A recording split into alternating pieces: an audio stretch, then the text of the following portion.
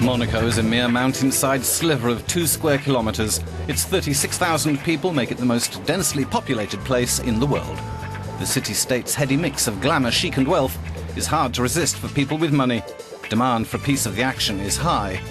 For saturated Monaco, the only way is up.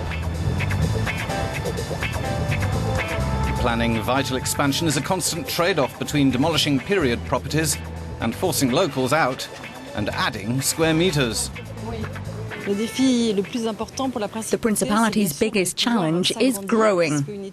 One study says we need to add around 350,000 square meters of usable space every decade in surface area. So we're applying an urban planning policy that ranges from extending into the sea to rebuilding much higher on land. In 1965, Prince Rainier I launched Monaco's most ambitious land reclamation scheme, the Fonvier district. 8 years and 7 million cubic meters of rubble later, the town had gained 15 football pitches worth of flat land.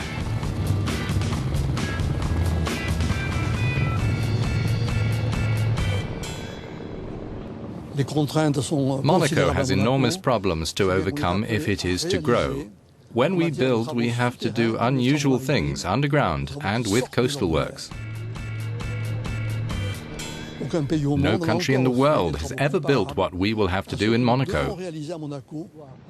The Principality's consultant engineer René Boucher worked on Monaco's most recent land reclamation project, the dike that now protects Port Hercule from the waves.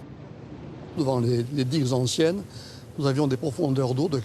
had to forget the idea of a classical levee because we had depths of 45 to 55 meters to deal with. We spent time coming up with an environmentally responsible design for a marine location that would also absorb the shock of the waves where it posed a potential risk.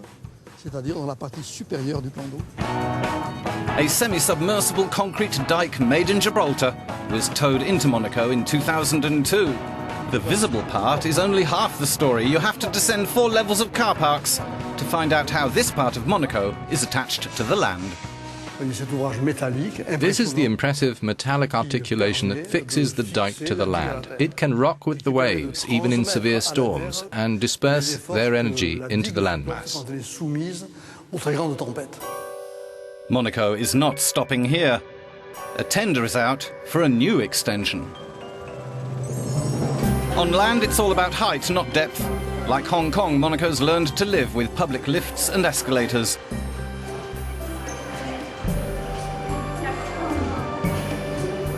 "40-assisted routes complement traditional stepped pavements.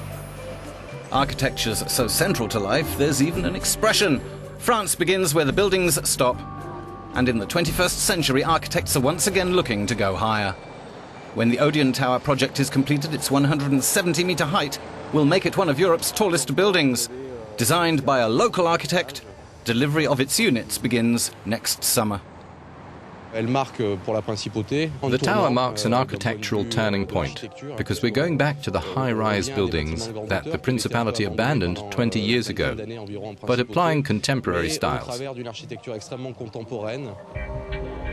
49 floors will provide stunning views at a stunning price, between 40 and 90,000 euros a square metre. The pool-equipped penthouse will be the world's most expensive flat. The price is partially explained by the technological challenges building the Odeon, which began on day one with the breaking of soil in 2009. We had to scoop out virtually an entire mountain slope, and 70-meter deep retaining walls is, I think, a record for a private sector building. There is no unbuilt space in Monaco. Every time something new goes up, something must be demolished.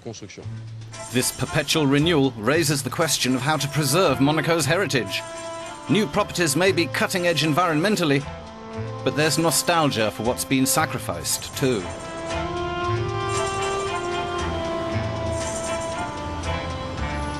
The head conservationist at the new National Museum has spent 2 years reassembling Monaco's past through photos. The Monacopolis exhibition is the result.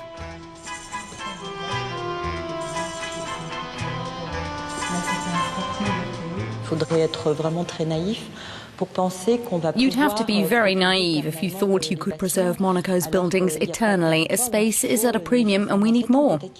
But we might have to think about going too far one day.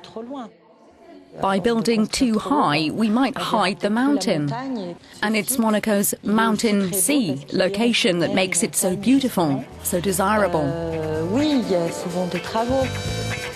Monaco's most significant buildings are, of course, listed and protected. Prince Albert II is committed to examining each and every high-rise project, taking both the need for square metres and the risk to Monaco's charm into account.